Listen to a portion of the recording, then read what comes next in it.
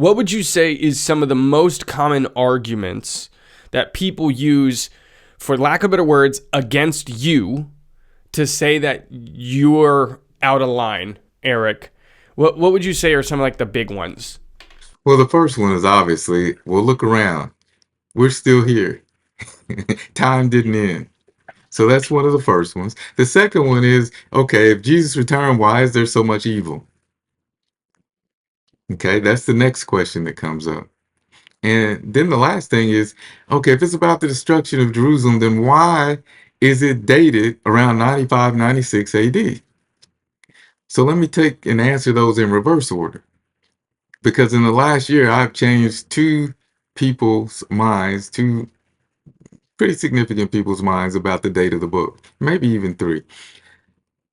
First of all, the whole reason the book gets dated around the time of Domitian is based on one quote from Irenaeus. And it's a quote that's misquoted because he uses a name that is similar to Domitian's. Everyone assumed it was Domitian's, but Nero's name also was similar to that. It was a D name as well, Dominicus. So that's number one. But the internal evidence of the book is something that everyone ignores. And that is what I really hammered home to the individuals that have now changed their mind. Number one is in chapter 17, it says there are 7 kings. 5 have fallen, one is. Now, this is simple math. If you go through the list of kings, you have Julius Augustus, you have Tiberius, Claudius, who was the other C one? Caligula, and then you have Nero. And the sixth one is now reigning, and Nero is that sixth one. Okay, then it says there's going to be one who comes after him, a seventh king, but he's only going to last a short time. So no matter how you look at history, the only way that this fits is that that seventh one is Galba, because he only lasted a few months. So John lays it out pretty clearly in chapter 17 by saying the sixth king is and the seventh one will only last a short time. So that's one of the issues. Chapter 11, verse 2 says, don't measure the outer court because it has been given to the nations or given to the Gentiles, and they will trample on the holy city for 42 months. Well, 42 months is 3.5 years. If you go back and look at history, from spring of 67 to the destruction of Jerusalem, guess what? 3.5 years. So we're told in chapter 11 as well. And as far as I know, I'm the only person who has ever dated the book with an exact date. And I do it based on the pictorial forms and images that are given. Every book of prophecy gives you the date in the first chapter. No matter how far you look back in the Old Testament, every one of them will give you the date of the book in the first chapter. Well, John gives us the date in the first chapter too. We just don't understand it Why don't we understand? because we don't understand how they talk. I was in the spirit on the Lord's Day. Now, we know what the Lord's Day is. It's Sunday. Okay. So there's no issue with that. When I turned and I heard a voice like a trumpet. And what he's pointing out, there are 7 trumpet soundings in the book of Revelation, and they represent the Feast of Trumpets.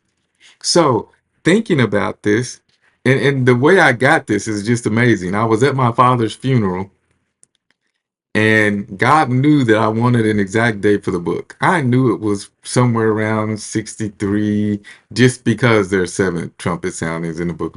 I knew it was around 63, 64 AD because Nero began persecuting the church seriously in 64.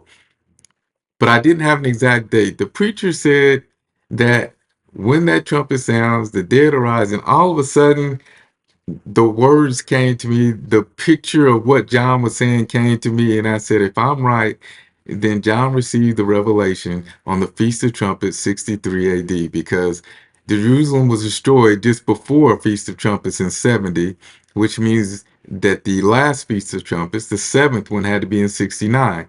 Counting back 7 years brings you to Feast of Trumpets 63. I'm in the Spirit on the Lord's Day, which is Sunday, and I turned and I heard a voice like a trumpet. So the Feast of Trumpets had to fall on that Sunday evening. As you know, Jewish days begin on the evening, morning, first day. That's how Jewish days work. And the Feast of Trumpets that year fell on Sunday evening, 63 AD, September 11th, going into September 12th. The other reason why I like that date is because of the tribulation period that everybody likes to think about. Everybody says there's going to be this 7-year tribulation period. Some people are pre-trib, some people are post-trib, some people are mid-trib. Well, if I had to be anything, I'd say I'm a mid-trib person, because the first 3.5 years the church suffered under Nero. The last 3.5 years, Jerusalem was sieged and finally destroyed. So it's a perfect blend when you start at 63 Feast of Trumpets and then just before that Feast of Trumpets in 70 AD. That gives you your 7 years.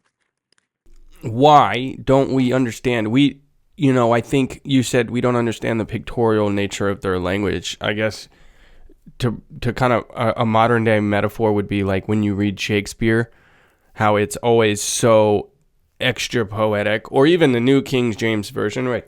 Or excuse me, the King James Even Version. a perfect example would be when we say it's raining cats and dogs. Okay, think about somebody 2,000 years from now looking at that. These people actually literally believed it was raining cats and dogs? No, we're trying to say that it's raining very hard, right? We understand what we mean by that, but somebody reading 2,000 years from now might think we were crazy. So why then, why, what I'm trying to understand is, if we understand that we have to kind of decode, for lack of better words, has it been emotional persecution that has stopped people from even exploring this deeper? Yes, because you'll find a lot of guys will touch on it and drop it. You can look at commentary after commentary and they will walk you right up to it and stop, because they know if they take that next step, people will call them a heretic. And maybe they just stop because of everything that's been taught and they don't want to even go there. I've encountered that a time or two as well. But the urgency of the book can't be denied. The book opens with soon and near. These are the things that are going to happen soon because the time is near. The book closes with I'm coming soon and the time is near. In biblical circles, that's called an inclusio. And what that means is that everything enclosed within those words has to happen in that time frame. So if I'm telling you Revelation 1 is soon and near and Revelation 22 is soon and near, that means everything in the book had to be soon and near for the people living at the time John wrote the book. But we like to play gymnastics with things, and well, soon doesn't really mean soon, and near doesn't really mean near. It just means that he's close by. When these are time statements. Peter says the Lord is near. Paul says that God will soon crush Satan. Jesus will soon crush Satan under your feet. James says that the Lord is near and he's knocking at the door. John says, Jesus is knocking at the door. We have all kinds of statements. Jesus said to the churches in the 2nd and 3rd chapter that I don't give up now, or else I'll come and remove your land. So that even tells you that he's coming back in their lifetime. Don't be caught off guard when I come. He's telling them not to be caught off guard. So what good does that do them if this is some prophecy concerning 2, 3, 20, 500,000 years in the future? What's going on, guys? If you like that clip right there, you will love the full interview. You can check that out right there. I'll see you on the next video. Oh, and subscribe, because we got a lot of big things coming up in the near future.